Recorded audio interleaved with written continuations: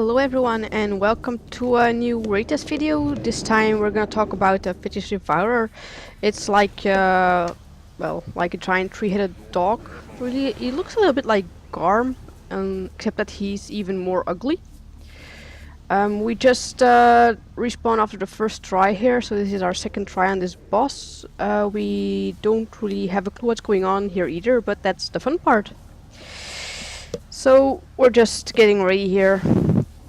What we did find out the first try is that the dog, thing, dragon, whatever, does a big knockback on the entire raid. So the tanks were tanking in the middle of the room the first try, and well, we kept going from left to right to back to front, so that was not very helpful. So we asked the tanks to please tank them in a corner or against a wall so the boss would stay still.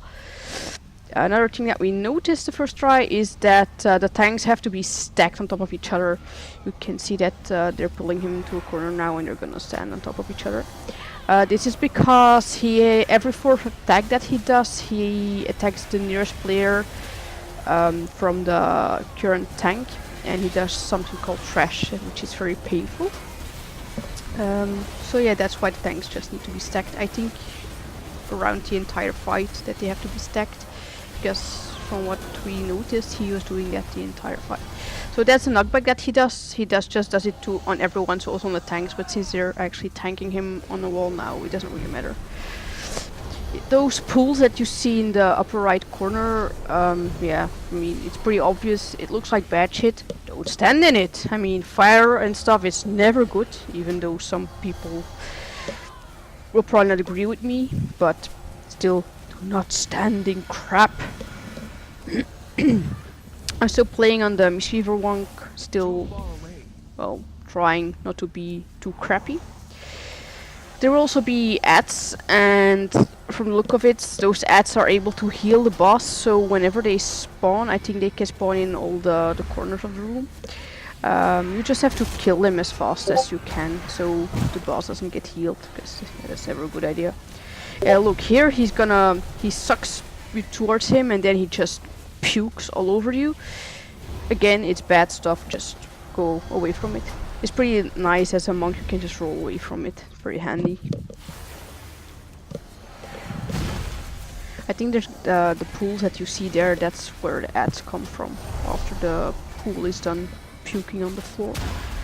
Not sure if those graphics are gonna stay because they look a little bit funky right now, so I'm kind of guessing that they aren't finished yet. You can see that there's a lot of damage going on. We're not really able to heal people properly, also because we're very spread out the entire time.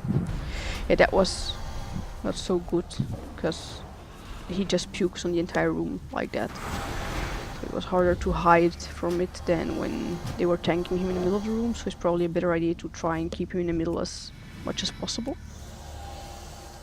Yeah, he hurts quite a bit. What's also important is that he has a debuff which is extremely painful. It goes on random people and you really have to spam heal them. The first time I saw it I was like, oh, he has a debuff, let's casually heal him a little bit, and he just died. I also had it on myself and I had to use my monk bubble to keep myself up. You can't see it in this try, but I think it was the first try we did. It was really painful, that debuff. Not sure it's gonna be that painful in life because, yeah, it's extremely hard to heal through it. So yeah, that's basically what we managed to figure out from this fight. We didn't do that much tries on him, like a couple, like 3 tries or something.